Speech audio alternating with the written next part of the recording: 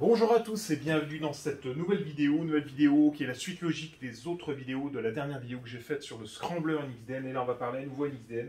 Le chiffrement DES 56 bits est-il suffisant pour bien se protéger? C'est parti, commençons par quelques petits rappels. Donc le chiffrement DES 56 bits, il utilise l'algorithme DES.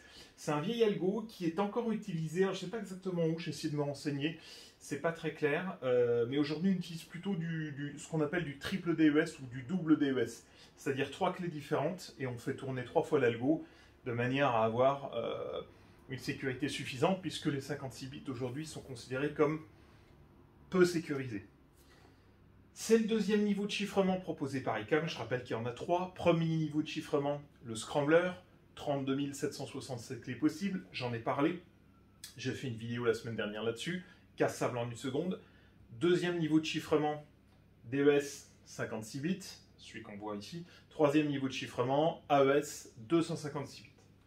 Donc la clé, elle fait 56 bits. Alors, 64 bits, 56 bits. L'entrée du bloc fait 64 bits, mais en fait, dans chaque octet, il y a un bit de parité. C'est ce qui fait que la clé, en fait, elle est que sur 56 bits. Voilà, on ne peut pas utiliser toutes les valeurs possibles. Ce qui fait 56 bits, quand vous tapez dans la calculette 2 puissance 56, 72 057 billions de clés possibles. Alors, des billions, 1 billion, c'est 1000 milliards. Voilà, je vous laisse faire le calcul. 1 billion, c'est 10 puissance 12. Voilà, donc ça fait beaucoup de possibilités.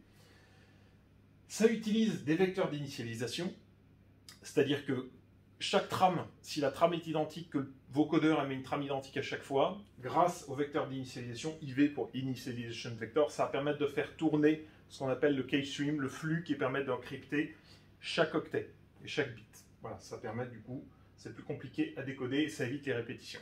Évidemment, vous vous doutez bien que 72 000 billions de possibilités, c'est impossible à décoder manuellement.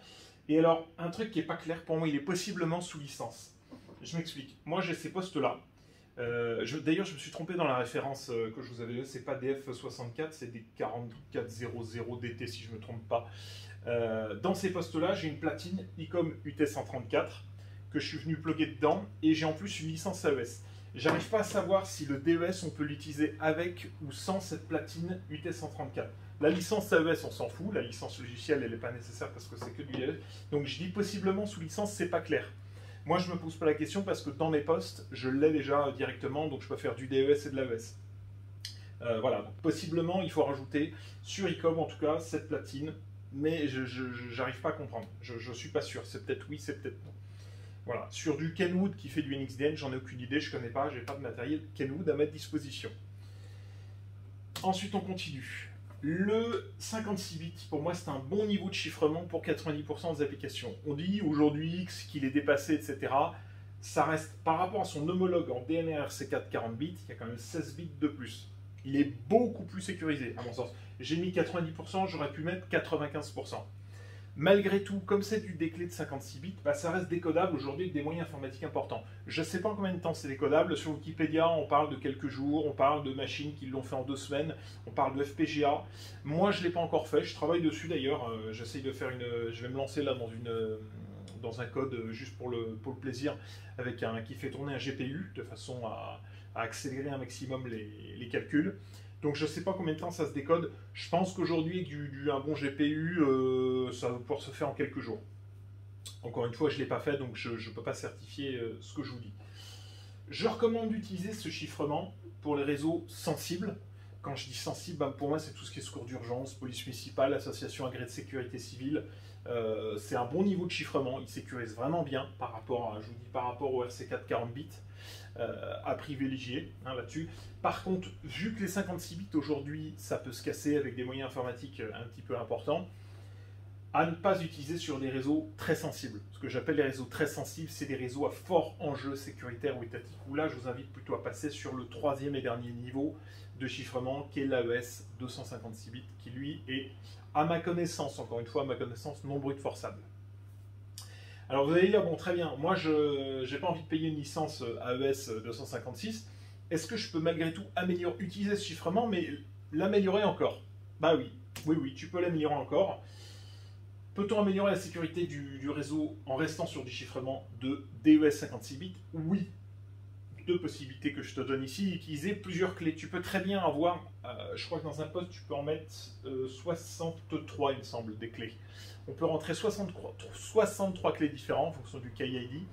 Et donc, on peut avoir une interaction. Si tous les postes partagent la même liste de clés, un poste va pouvoir parler à un autre avec une certaine clé, l'autre va pouvoir lui répondre avec une autre clé. Chaque clé étant différente, mais les listes étant identiques dans chacun des postes, les postes vont pouvoir se comprendre. Donc vous pouvez très bien utiliser plusieurs clés. J'en ai déjà parlé dans d'autres vidéos, faire des groupes d'utilisateurs par exemple. Si vous avez des bases fixes, bah, vous mettez une clé commune à toutes les bases fixes. Si vous avez des mobiles embarqués dans des véhicules, vous mettez une clé commune à tous les véhicules, et si vous avez par exemple des piétons, des agents qui sont en pédestres, vous mettez une troisième clé. Voilà, vous pouvez en mettre, je vous dis, jusqu'à 63. Donc, n'hésitez pas, vous pouvez très bien définir 63 clés différentes sur votre réseau. Comme ça, si un attaquant il vous en trouve une, avant qu'il trouve s'il lui faut une semaine ou 2 semaines de calcul pour trouver chaque clé, et qu'il y en a 60 à trouver, plus 60 à trouver, vous imaginez bien qu'il faut des sacrés moyens, il faut du temps, il faut une sacrée motivation. Voilà, donc ça c'est première possibilité. Seconde possibilité, bah, changez vos clés régulièrement.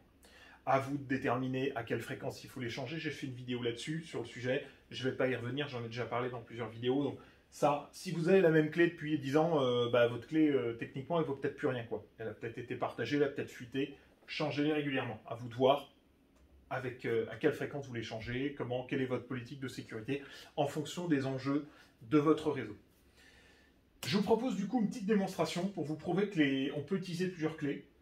Pour ça, je vais utiliser ces deux postes que j'ai sous ma main, des postes ICOM, 4400DT, donc des UHF, et en même temps DSD. Un DSD, ma version privée à moi de DSD, qui prend en charge un certain nombre de réseaux chiffrés, qui est capable de décoder beaucoup de choses et de monitorer. Avant ceci, je précise encore une fois, cette démonstration, elle n'a absolument aucun but malveillant. Hein. Je fais pas ça je cherche pas à m'attirer les foudres des fabricants radio, je cherche pas à casser leur business, je cherche simplement à ce que vous ayez des éléments factuels pour vous protéger. Pourquoi? Parce que le monde de la sécurité est souvent un monde opaque. On veut pas tout vous dire, on vous dit pas tout, c'est souvent volontaire, on garde ça un peu comme un secret. Moi je vous dis, voilà, je veux juste vous prouver que chiffrement DES c'est monitorable. Chiffrement, scrambler, ça se casse en une seconde, donc ça vaut pas grand chose. Chiffrement ES, c'est un très très bon niveau de chiffrement. Donc vraiment, voilà, moi c'est pour vous donner des éléments tangibles, factuels sur le niveau de sécurité et que vous puissiez choisir le niveau adapté à votre réseau. Voilà, mais encore une fois, sans causer du tort aux fabricants.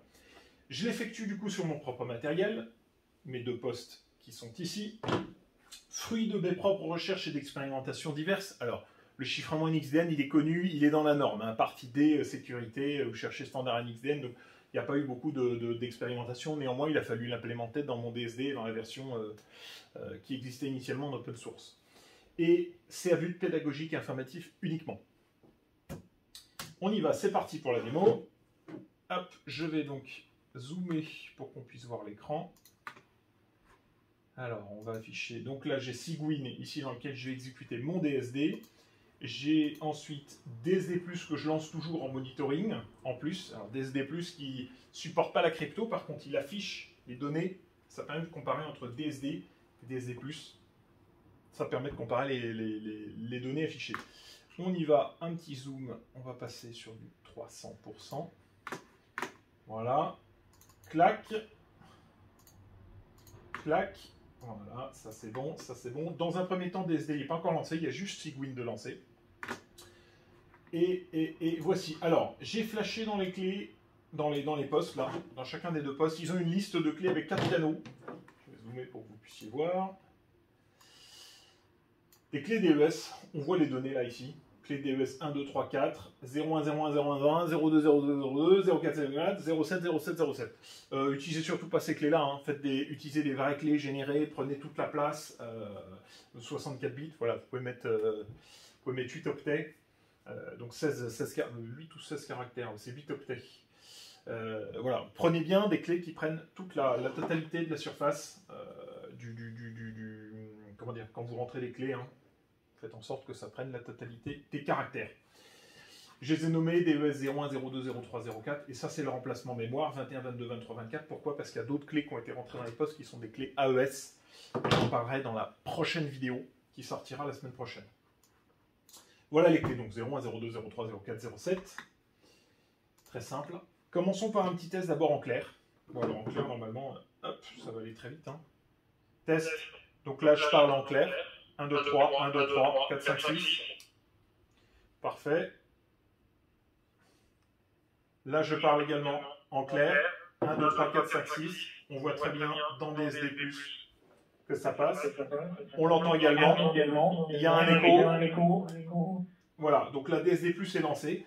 Et si jamais, comme je vous avais dit, si jamais on passe en chiffré, je vais passer sur la clé DES 01 par exemple, ici.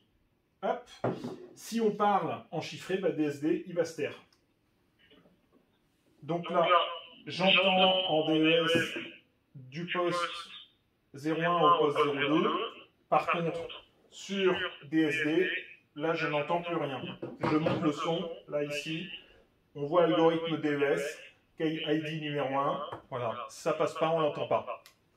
Donc, moi, ce que je voulais vous montrer au travers de cette vidéo, c'est d'une part que ça peut être monitoré, un réseau chiffré, si on a les bonnes clés. Encore une fois, il faut les bonnes clés, il faut le bon outil.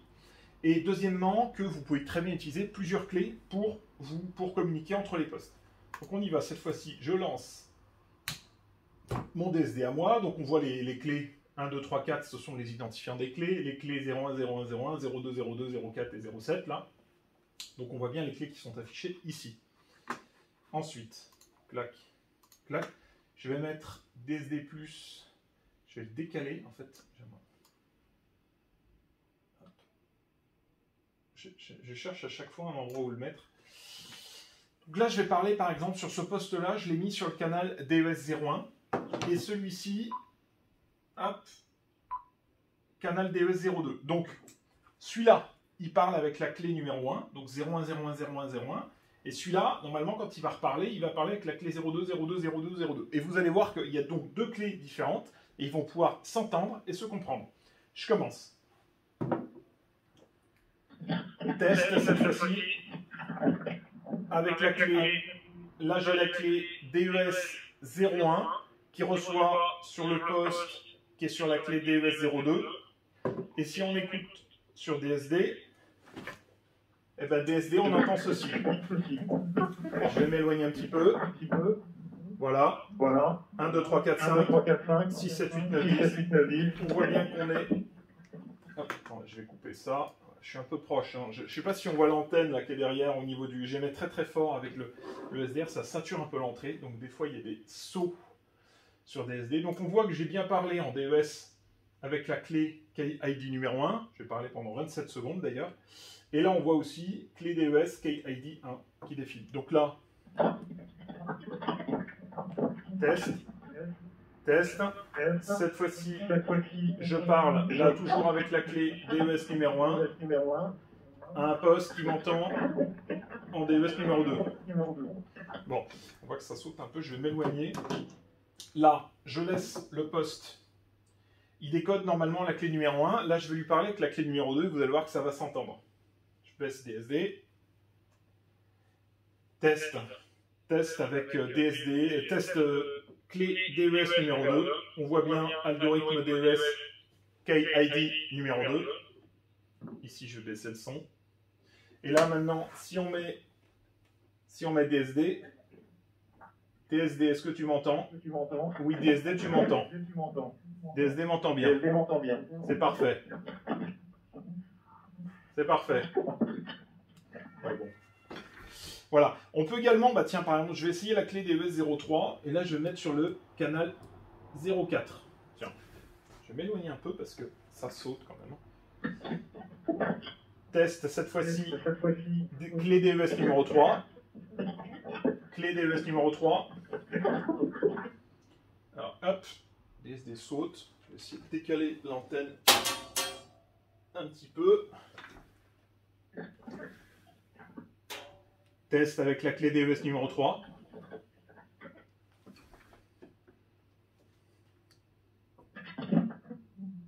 Clé DES numéro 3. Voilà, on monitor.